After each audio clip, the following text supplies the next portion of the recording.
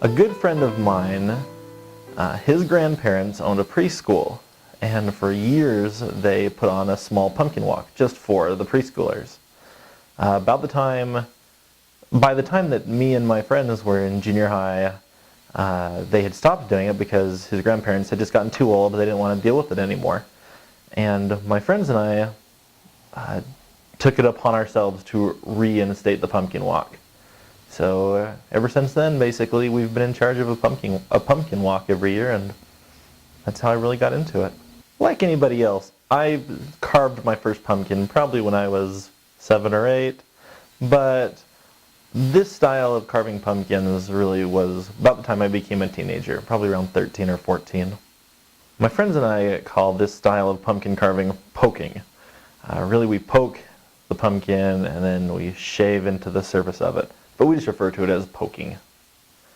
I get the ideas for my patterns from all sorts of things, from just searching on the internet for good pictures to what's popular right now. Often I'll carve characters from movies that are currently out.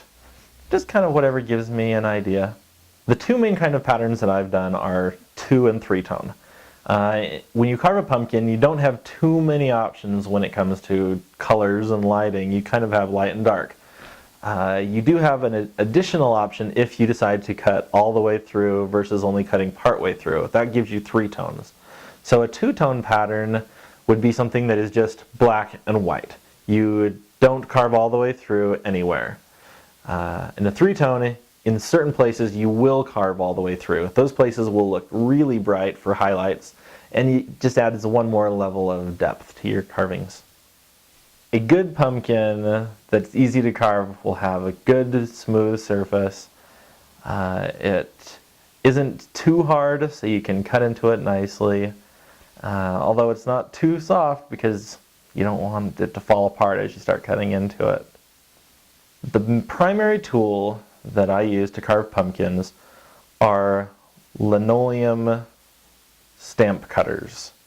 They're sort of a V-shaped knife. They come in all sorts of different sizes.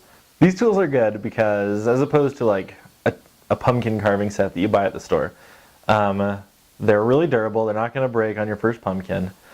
Also, what's unique about these tools is that with them you can really easily just carve on the surface of a pumpkin rather than cutting all the way through. The main steps to carving the pumpkin, once you've got a pattern, is you apply the pattern onto the pumpkin, either by taping it or gluing it or pinning it on. Then, this is the reason we call it poking, is we take some sort of a poking instrument, either a thumbtack or a sharpened screwdriver or really whatever, and we'll actually go around the pattern and poke everywhere that we want to carve.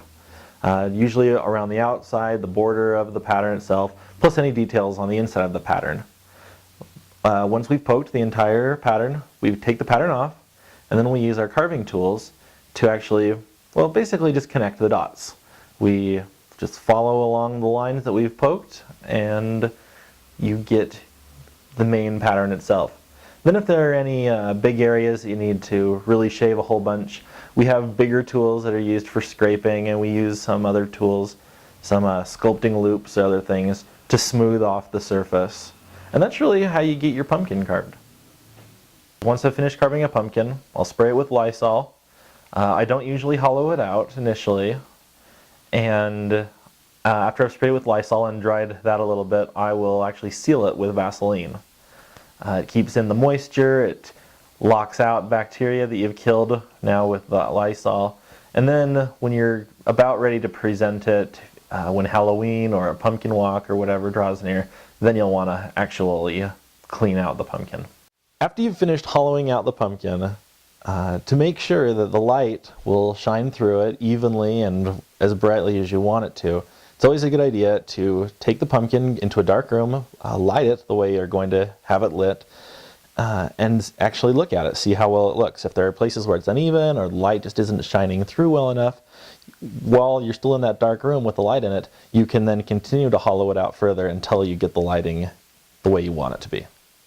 This style of pumpkin carving really isn't that hard. To get good at it, you do a couple of pumpkins and you really have it down pretty well.